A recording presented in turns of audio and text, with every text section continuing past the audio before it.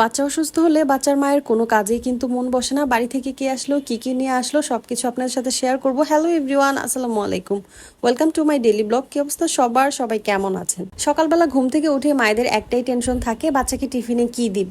আর আমি চেষ্টা করি এক এক দিন এক একটা জিনিস বাচ্চাকে টিফিনে দেওয়ার জন্য। দেখা যায় আমরা যদি একই জিনিস বারবার দিই তাহলে কিন্তু একঘেয়েমি হয়ে যায়, আর বাচ্চারা একদমই খেতে চায় না। এর জন্য চেষ্টা করবেন যে এক এক দিন এক একটা দিতে, তখন কিন্তু তারা আনন্দের সাথে খেয়ে ফেলবে। তো আমি এই জিনিসটা করি, আপনারা চাইলে কিন্তু ট্রাই করে দেখতে পারেন যাদের বাচ্চারা একদমই খেতে চায় না। আর আজকে আমি দিচ্ছিলাম ব্রেড দিয়ে জেলি। এটা আমার ছেলের তো খুবই পছন্দ। আমি মাঝে মাঝে বাটার দিয়ে দিই, আবার মাঝে মাঝে জেলি দিয়েও দিই। দেন বাবুর জন্য টিফিন রেডি করে ওকে রেডি করে দিলাম, তারপরে খাইয়ে দিলাম, তারপর ওকে নিয়ে আমি স্কুলে দিয়ে আসলাম। আর স্কুলে দিয়ে আসার পথে পুচকুটা কি হাসি খুশি ছিল মাশাল্লাহ। তবে কে জানতো যে একটু পরেই সে অসুস্থ হয়ে যাবে। বাসায় যাওয়ার পর হঠাৎ করে এত অসুস্থ হয়ে গিয়েছে, 2 দিন যাবত প্রচুর অসুস্থ। তবে এখন একটু আলহামদুলিল্লাহ একটু এখন ভালো আছে। সবাই দোয়া করবেন আমার বাবুটার জন্য, আর সবাই কিন্তু মাশাল্লাহ বলতে ভুলবেন না। আর এই তো গ্রামে থেকে ভাইয়া এসেছে, সব ধরনের সবজি, গাছের আম, গাছের কাঁঠাল এবং বাড়ির কিছু লতি নিয়ে এসেছে। আর শাকগুলো তো উঠে নিয়েছে। আসলে গ্রামের এই জিনিসগুলো না এত মজা লাগে। ঢাকা শহরে আমাদের কিন্তু টাকা হলেও আমরা ফ্রেশ সবজি বা ফ্রেশ ফল কোনো কিছুই পাই না।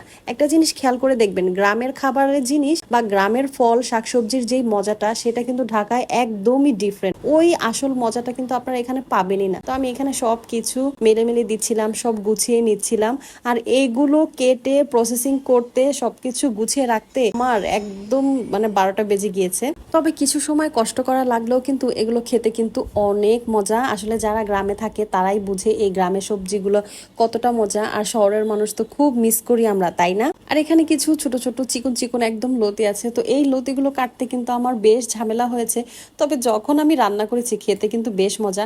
আর এখানে দেখেন কলার ভিতরে যে কলার থোর বলে, সেটাও কিন্তু আছে। আর এখানে আমি কচু শাকগুলো সবগুলো সুন্দর করে কেটে বড় একটা পাতিলের ভিতরে ভাপ দিয়ে নিয়েছি, মানে সিদ্ধ করে নিয়েছি, আমাদের গ্রামের ভাষায় বলে ভাপ দেওয়া। আর এখানে আমি একটু সাথে সাথেই সেই চিকন চিকন লতিগুলো রান্না করছিলাম। লতিগুলো দেখে আমার এত খেতে ইচ্ছে করছিল, মানে আমি আর তর সইতে পারিনি। তখনই রেডি করে তাড়াতাড়ি করে রান্না করেছি। আমি আসলে এমনই, যেটা আমার খুব পছন্দের সেটা আমি মানে দেরি করি না। যদি আমার হাতের নাগালে থাকে, আমি যেটা খেতে ইচ্ছে করে আমি সেটাই তাড়াতাড়ি করে বানিয়ে ফেলি। আর তারপর কিছু বাড়ির গাছের আম কেটে নিলাম। এই আমগুলো এত মজা, এত মিষ্টি, একদমই ফরমালিন ছাড়া।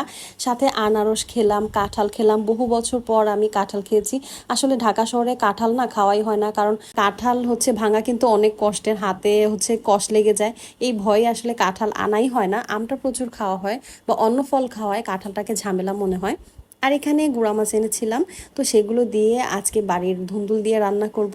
তো দেশি সবজি তো সেই মজা। আর এই ছোট ছোট মাছগুলো কিন্তু আমাদের বাসার নিচে বসে, একদমই মানে দেশি মাছগুলো, এগুলো অনেক ফ্রেশ থাকে। তো সেই মাছগুলো দিয়ে আজকে রান্না করব। এখানে আমি ধুন্দুল নিয়েছি, তো সেগুলো কেটে সবকিছু আমি গুছিয়ে নিয়েছি। এখন হচ্ছে এগুলো আমি ছোট মাছ দিয়ে হাতে মেখে চচ্চড়ি করে নিব।